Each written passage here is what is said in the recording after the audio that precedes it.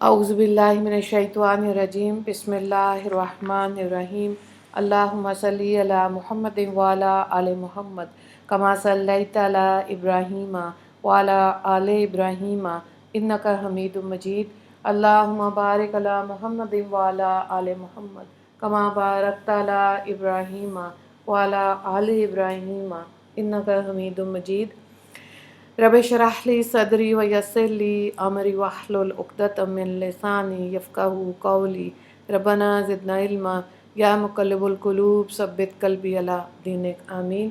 10 عنوانات کے تحت اسلامی تعلیمات 15 ربیع الثانی۔ عنوان نمبر 1، اسلامی تاریخ، عام الحزن، غم کا سال۔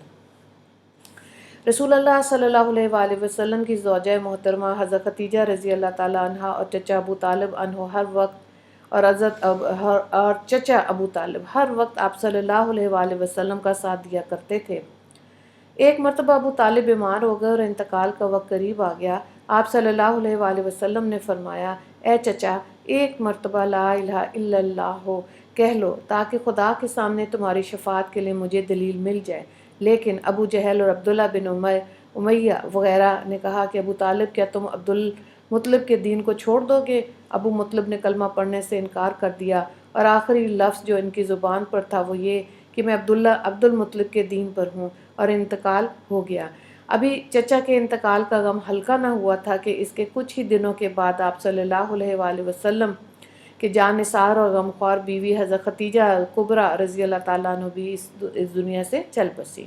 اس طرح یکے بعد دیگرے دونوں کے انتقال کر جانے سے آپ صلی اللہ علیہ وآلہ وسلم پر رنج و غم اور مصیبت کے ایک پہاڑ ٹوٹ پڑا، کیونکہ آپ صلی اللہ علیہ وآلہ وسلم کی دعوت و تبلیغ کے ہر مرحلے پہ ابو طالب اور حضرت خدیجہ رضی اللہ تعالیٰ عنہ دونوں آپ صلی اللہ علیہ وآلہ وسلم کا ساتھ دیا کرتے تھے۔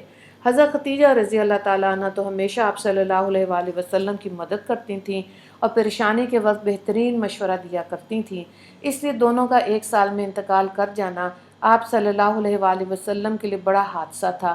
اسی وجہ سے آپ صلی اللہ علیہ وآلہ وسلم نے اس سال کا نام عام الحزن یعنی غم کا سال رکھا۔ عنوان نمبر 2، اللہ کی قدرت، سمندری مچھلی۔ جس طرح اللہ تعالیٰ نے ہمارے لیے زمین پہ بے شمار غذائیں پیدا فرمائیں، اسی طرح سمندر میں بے شمار قسم کی مچھلیوں کو ہماری غذا بنا دیا۔ لوگ ہزاروں سال سے سمندری مچھلیوں کا شکار کر کے اپنی غذا حاصل کر رہے ہیں، لیکن آج تک مچھلیاں ختم نہیں ہوئیں۔ اور عجیب بات یہ ہے کہ کھارے اور میٹھے سمندر کی مچھلیوں کے ذائقے بھی کوئی خاص فرق نہیں ہوتا۔ بے شک یہ اللہ کی قدرت اور بندوں پر اس کی بڑی عنایت ہے، جس نے اس کے لیے مچھلی جیسی اہم غذا کا انتظام فرمایا۔ عنوان نمبر 3، ایک فرض کے بارے میں سچی گواہی دینا۔ قرآن میں اللہ تعالیٰ فرماتا ہے، اے ایمان والو، انصاف پر قائم رہتے ہوئے اللہ کے لیے گواہی دو، چاہے وہ تمہاری ذات، والدین اور رشتہ داروں کے خلاف ہی کیوں نہ ہو۔ سورہ نساء آیت نمبر 135۔ تو مفہوم اس کا یہ ہوا کہ سچی گواہی دینا اور جھوٹی گواہی دینے سے بچنا ضروری ہے۔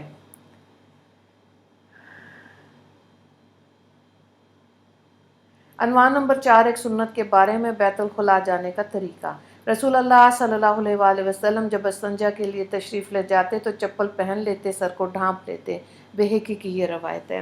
عنوان نمبر 5، ایک اہم عمل کی فضیلت، اپنے گھر والوں کو کھانا پلانا۔ رسول اللہ صلی اللہ علیہ وآلہ وسلم نے فرمایا، جو تم نے خود کھا لیا وہ تمہارے لیے صدقہ، اور جو کچھ تم نے اپنی اولاد کو کھلایا وہ تمہارے لیے صدقہ، اور جو کچھ تم نے اپنی بیوی کو کھلایا وہ تمہارے لیے صدقہ، اور جو کچھ تم نے اپنے خادم کو کھلایا اس میں بھی تمہارے لیے صدقے کا ثواب موجود ہے۔ مسند احمد کی روایت ہے۔ حضرت مخدوم بن معد بکرم رضی اللہ تعالیٰ عنہ اس کے راوی ہیں۔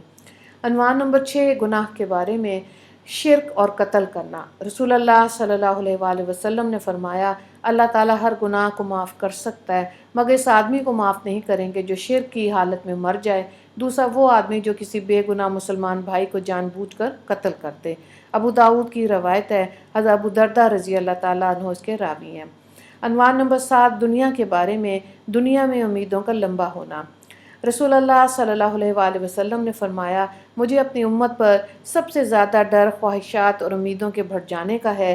خواہشات حق سے دور کر دیتی ہیں اور امیدوں کا لمبا ہونا آخرت کو بھلا دیتا ہے۔ یہ دنیا بھی چل رہی ہے اور ہر دن دور ہوتی جا رہی ہے، اور آخرت بھی چل رہی ہے اور ہر دن قریب ہوتی جا رہی ہے، یعنی ہر وقت زندگی کم ہوتی جا رہی ہے اور موت قریب آتی جا رہی ہے، اس لیے آخرت کی تیاری میں لگے رہنا چاہیے۔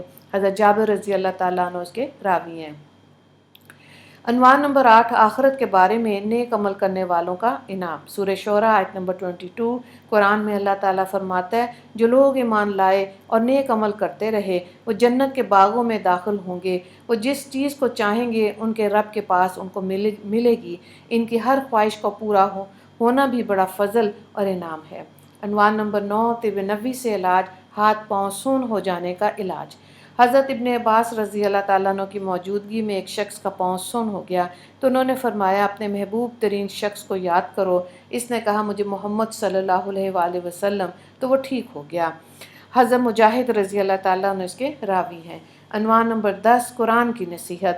قرآن میں اللہ تعالیٰ فرماتا ہے، اے ایمان والو، اللہ تعالیٰ کے لیے سچائی پر قائم رہنے والے اور انصاف کے ساتھ شہادت دینے والے بن جاؤ، اور کسی قوم کی دشمنی تمہیں اس بات پر آمادہ نہ کر دے کہ تم انصاف نہ کرو، بلکہ ہر معاملے میں انصاف کرو، یہ پرہیزگاری کے زیادہ قریب ہے، اور اللہ تعالیٰ سے ڈرتے رہو، بے شک جو کچھ تم کرتے ہو اللہ تعالیٰ اس سے باخبر ہے۔